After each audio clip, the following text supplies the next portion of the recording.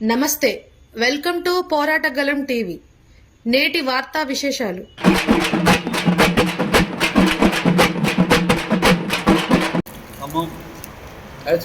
Print and electronic media సోదరులకు నమస్కారం. ఈరోజు ఖమ్మంలో రేపు 29వ తారీఖు నాడు జరగబోయేటువంటి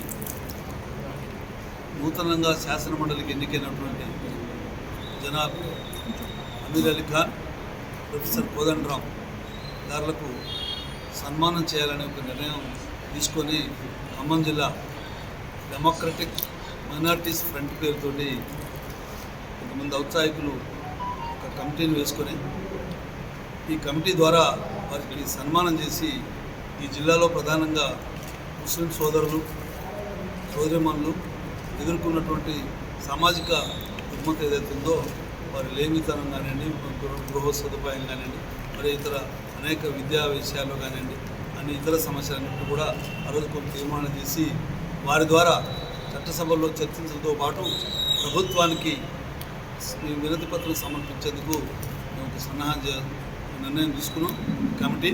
ఆ సందర్భంగా వారిని సన్మానించిన తర్వాత అనేక విషయాల మీద ఈ మైనారిటీలకు సంబంధించి తీర్మానం కూడా చేయబోతున్నాం. రెండవది, ప్రొఫెసర్ కోదండరామ్ గారు తెలంగాణ రాష్ట్ర సాధకులు. వారికి కాంగ్రెస్ గవర్నమెంట్లో మా పార్టీ అధినేత నిజమైన ఉద్యమకారులకు ఏదైతే ప్రభుత్వం గుర్తింపిస్తుందో దానిలో భాగంగానే కోదండరామ్ గారిని ఎమ్మెల్సీ చేశారు.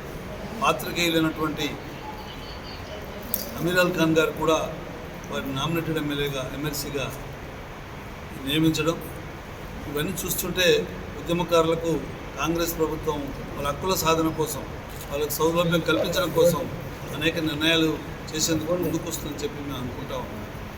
కేసీఆర్ హయాంలో ఉద్యమకారులను అణచివేసి పోలీసు యంత్రాంగానికి విపరీతమైనటువంటి అధికారాలు ఇచ్చి ఉద్యమ ద్రోహులకు అధికారాలు కట్టబెట్టి ఉద్యమకారులు అవమానించిన సందర్భాన్ని పురస్కరించుకొని కాంగ్రెస్ పార్టీ ప్రజాపాలనలో ఒక ప్రజాస్వామిక పాలన అందిస్తామని, ఎలాంటి ఒడిదుడుకు లేని వ్యవస్థను ముందుకు తీసుకుపోతామని, మరి పౌర హక్కులకు భంగం కలగకుండా వాటిల్లకుండా చూస్తామని చెప్పి హామీ ఇచ్చారు. దానిలో భాగంగానే ఈనాడు రాష్ట్రంలో రేవంత్ రెడ్డి గారి నేతృత్వంలో కాంగ్రెస్ ప్రభుత్వం, కేంద్రంలో ఇండియా కూటమి ఏదో కాంగ్రెస్ నేతృత్వంలో ఆ కూటమి కూడా మాట ఇచ్చింది. ఆ మాట ప్రకారంగా మైనార్టీ సోదరులకు ఎలాంటి ఇబ్బందులు జరగకుండా వారికి అనేక రాజ్యాంగపరంగా సంకల్పించిన అధికారాలన్నింటినీ కూడా కల్పించబడి వాళ్ళు సమాజంలో గౌరవప్రదంగా జీవించేందుకు ప్రభుత్వం సహకరిస్తుందని చెప్పి మనవి చేస్తుంది. షార్ట్ 11 గంటలకు 29వ తారీఖు నాడు ఇక్కడికి మరి కొంతమంది యువకులు కూడా వరంగల్ క్రాస్ రోడ్ నుంచి మోటార్ సైకిల్ ర్యాలీగా బయలుదేరి 11 గంటలకు ఇక్కడికి వచ్చి ఇక్కడ సభ చూసుకొని లంచ్ పూర్తయిన తర్వాత వారు ఉభయలు కొంతమంది రాష్ట్ర నాయకులు మైనార్టీకి సంబంధించినటువంటి సయ్యద్ సలీం గారు కూడా వారితో ఫాలో అవుతున్న సార్తో ఎమ్మెల్సీ గారితో అండ్ రాష్ట్ర స్థాయిలో మైనార్టీల అంశం మీద పెద్ద కార్యక్రమం చేసి తిరుగుతూ ఉన్న అన్ని జిల్లాలో. దానిలో భాగంగా వారు కూడా వస్తారు. తర్వాత హక్కుల నేత అంబడి శ్రీనివాస్ నర్సంపేట, ఆయన ప్రముఖ న్యాయవాది వరంగల్లో, ఆయన కూడా వస్తుంది ఈ సభకు. తర్వాత ఈ నియోజకవర్గం ఈ జిల్లాలో ప్రధానమైన సమస్యలు ఏమున్నాయో వాటి పరిష్కారానికి తీర్మానం చేస్తామని చెప్పి మనం చేస్తూ ప్రశ్నలో మాట్లాడుతున్నారు. కాబట్టి కొంచెం ఇది మంచిగా హైలైట్ చేసి ఈ ప్రోగ్రాం కొంచెం ప్రాముఖ్యత ఇవ్వాలని, మన జిల్లాలో అనేక సమస్యలు ఇంకా వేరే ఉన్నాయి కూడా వాటిని కూడా తీర్మానం చేస్తూ ఈ సభాముఖంగానే ప్రధానంగా ఏంటంటే మనకు ఒక్కటి ఐఐటి కూడా ఈ జిల్లాలో లేదు. ఐఐటి కళాశాల ఏర్పాటు చేయాల్సిన అవసరం ప్రభుత్వం మీద ఉంది. అదేవిధంగా గిరిజన యూనివర్సిటీ అన్నారు, ములుగు అంటున్నారు. అది కాకుండా భద్రాచలం చర్ల ప్రాంతాల్లో కనుక ఇవ్వగలిగితే ఛత్తీస్గఢ్, ఒడిశా, ఆంధ్ర, మధ్యప్రదేశ్, మహారాష్ట్ర, తెలంగాణ ఈ రాష్ట్రాలకు సంబంధించినటువంటి గిరిజనులకు ఉపయోగపడుతుందని చెప్పి మేము ప్రభుత్వాన్ని డిమాండ్ చేస్తున్నాం. ఆ రోజు తీర్మానాల పూర్వకంగా చేసి ప్రభుత్వం దృష్టికి తీసుకుపోతుందని చెప్పి మేము మనవి చేస్తాం. అన్నగారు చెప్పినట్టుగా ఎల్లుండి ఉదయం ఆదివారం ఎమ్మెల్సీలుగా ఎన్నికలు బట్టి తెలంగాణ జనసమితి రాష్ట్ర అధ్యక్షుడు కోదండరామ్ సార్ పత్రికా సియాసత్ ఎడిటర్ అమీర్ అలీ ఖాన్ సాబ్ గారు వీళ్ళిద్దరిని కూడా సన్మానం చేయాలి. దీంతో ముఖ్యమైన విషయాలు ఏదైతే తీర్మానం చేపట్టుకున్నామో దాంతోపాటు మైనారిటీస్ పరంగా సెంట్రల్ గవర్నమెంట్ మీ అందరికీ తెలుసు, సెంట్రల్ గవర్నమెంట్ ఏదైతే ముస్లిమ్స్ మీద వక్ఫ్ బోర్డ్ మీద ఏదో కొత్త చట్టం తీసుకొచ్చింది. ఏంటంటే మేము కాపాడుతాం, వక్ఫ్ బోర్డ్ భూముల్ని కాపాడుతాం, ఆస్తుల్ని కాపాడుతాం అంటున్నారు. కానీ అది వక్ఫ్ బోర్డ్ కాపాడటానికి కాదు, అంతే. వక్ఫ్ బోర్డు కాపాడటానికి కాకుండా అవి వాటిని నాశనం చేసి ఏదో విధంగా వేరే వాళ్ళకి అదాని కానీ అంబానీ కానీ వీళ్ళకి ఇచ్చే ప్రైవేట్ పరంగా చేసే అంశాలంతా చేసుకుంటున్నారు. ఇప్పుడు వక్ఫ్ బోర్డ్ ప్రాపర్టీస్ అంటే ఇది కేవలం దత్తం చేసినవి, ఎవరో దానం చేసిన ప్రాపర్టీస్. దీంట్లో వేరే నాన్ ముస్లిమ్స్ తీసుకొచ్చి మెంబర్స్ చేయడం అనేది కరెక్ట్ కాదు సార్. ఇప్పుడు దేవాదాయ భూములు ఉన్నాయి, దాంట్లో ముస్లిమ్స్ ఎవరు మెంబర్స్గా లేరు కదా. జనరల్గా మనం ఆలోచిస్తాం. మరి ఇట్లాంటి వాటిని వక్ఫ్ బోర్డ్ ఆస్తుల్లో వాళ్ళని తీసుకొచ్చి మెంబర్గా తీసేయడం అంటే దాని అర్థం ఏంటంటే దీన్ని నాశనం చేయడానికి ఒకటి ఈ ఈ ఈ పరిస్థితి ఉన్న దీని మీద కూడా తీర్మానం చేయాలనుకుంటున్నాం. రెండోది ఏంటంటే కామన్ సివిల్ కూడా తీసుకొస్తుంది. కామన్ సివిల్ ఇప్పుడు ఎవరి ఆచారం వాళ్ళకు ఉంటాయి సార్, ఎవరి ఆచారాలు ఎవరి పద్ధతులు వాళ్ళు ఉంచుకుంటారు. ఇప్పుడు కామన్ సివిల్ కోడ్ తీసుకొచ్చి వేరే మతం వాళ్ళని వేరే వాళ్ళని ఇబ్బంది పెట్టుకున్నప్పుడు ఏం లేదు. అందుకే ఈ విషయాలు కూడా ఎమ్మెల్సీ గారి మీద నుంచి తీర్మానం చేయబోతున్నారు. మన భారతదేశంలో ముస్లింల యొక్క పాత్ర ఎంత ఉందో ఇప్పుడు రాను రాను మీడియా ద్వారా కానీ వార్తల ద్వారా కానీ అన్ని విషయాలు తెలుస్తున్నాయి.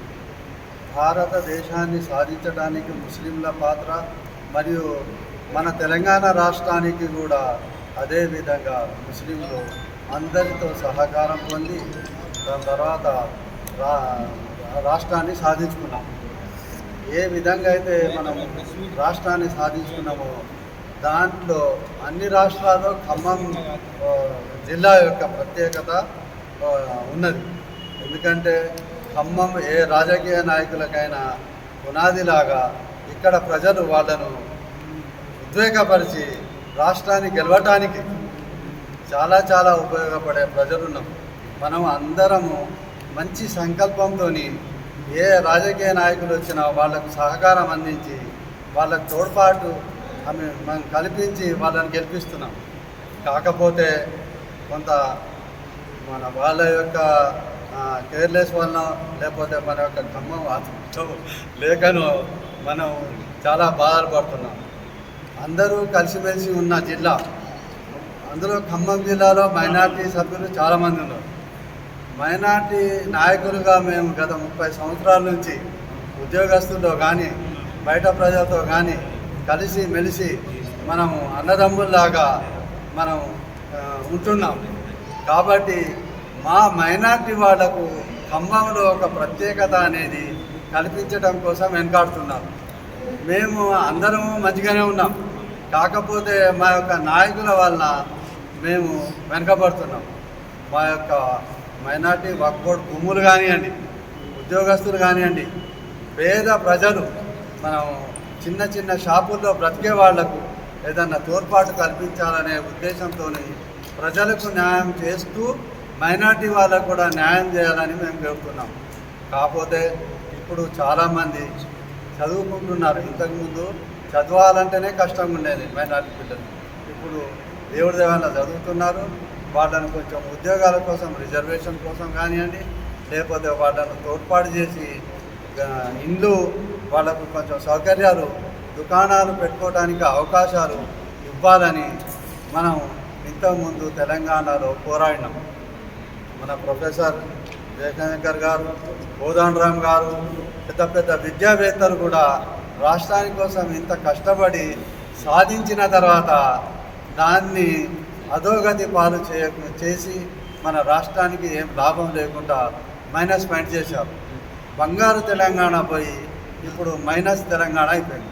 కాబట్టి మనము ముందు భవిష్యత్తు రాజకీయ నాయకులకు కొంచెం మంచి తోడ్పాటు ఇచ్చి వాళ్ళను తీర్చిదిద్ది వాళ్ళు కూడా మంచిగా ఉండాలా, మన ప్రజల్ని మంచిగా ఉండేటట్టు వాళ్ళు కొంచెము సహాయం చేస్తూ అందరి యొక్క ప్రశంసలు పొందాలని మేము మైనార్టీ తరఫున కోరుతున్నాము. స్పెషల్గా ఖమ్మం జిల్లాకి కొంచెం ఆదరించి మైనార్టీ నాయకులు కానీ మైనార్టీ ప్రజలకు కానీ కొంచెం మంచి ఉద్యోగ భద్రత కానివ్వండి, లేకపోతే ముందు ముందు వాళ్లకు సహకారం అందించాలని కోరుతూ ప్రెస్ మీట్లో ఈ విషయం పెద్దలకు తెలియజేయటం. అందరికీ పేరు పేరు నమస్కారాలు తెలియజేసుకుంటూ మరి ఈ మధ్యకాలంలో మరి ఇద్దరు ఎమ్మెల్సీలుగా ఎన్నిక చేయడం జరిగింది. ఆ సందర్భంలో మరి డెమోక్రటిక్ ముస్లిం మైనార్టీ ఫ్రంట్ తరఫున వాళ్ళిద్దరికి ఖమ్మం రప్పించి వాళ్ళకి మంచి సన్మానం చేద్దామన్నది ఒక నిర్ణయం తీసుకోవడం జరిగింది. దాని ప్రకారం రేపు 29 ఆదివారం ఇదే ఫంక్షన్ హాల్లో సన్మానం చేయడం జరుగుతుంది. మరి మరి కోదండరామ్ గారి సంగతి అందరికీ తెలిసిందే. వారు ఎన్నో ఉద్యమాలు చేశారు, ఎన్నో కార్యక్రమాలు చేశారు, అరెస్టులు అయ్యారు. అప్పుడు తెలంగాణ వచ్చినప్పుడు కూడా వారికి అంత ఫ్రీడమ్ లేకపోయింది, కానీ ఇప్పుడు మంచి ఫ్రీడంలో ఉన్నారు. వారు అన్నిటి మీద దృష్టి పెడుతున్నారు. ఏది ఎలా చేయాలా, ఎట్లా చేయాలన్న ఆలోచనతో ఉన్నారు. అట్లాగనే మైనారిటీ సమస్యలు కూడా చాలా ఉన్నాయి, వారు దృష్టికి తీసుకోవడం జరిగింది. దాన్ని కూడా వారు పరిష్కరిస్తానని గవర్నమెంట్ దృష్టిలో పెట్టి మరి ఆ విషయంలో మరి రేపు ఈ కార్యక్రమాన్ని విజయవంతం చేసి పెద్ద ఎత్తున చేసి దీన్ని కేంద్ర ప్రభుత్వానికి కూడా వాళ్ళకు కూడా తెలిసేటట్టుగా మరి మెసేజ్ అందజేస్తామని తెలియజేయడం జరుగుతుంది. మరి అట్లాగనే మరి మన అమీరుద్దీన్ గారు అమీర్ అలీ ఖాన్ సార్ కూడా మరి ఎమ్మెల్సీకి వస్తున్నారు. వారు కూడా విన్నవించుకోవడం జరిగింది. మరి ఇప్పుడున్న సమస్యలు మరి మైనార్టీకి చాలా క్లిష్టమైనవి, మీ అందరికీ తెలుసు. అవన్నీ వీళ్ళిద్దరూ కలిసి పరిష్కరిస్తారని నేను నమ్మి ఈ కార్యక్రమం పెట్టడం జరిగింది. మరి ఖమ్మం జిల్లా ప్రజలు దీన్ని అందరూ కలిసి విజయవంతం చేయాలని అందరికీ కోరుతున్నాను. మైనార్టీ ఎక్కువ సోదరులు అటెండ్ అయ్యి విజయవంతం చేయాలని కోరుతున్నాను.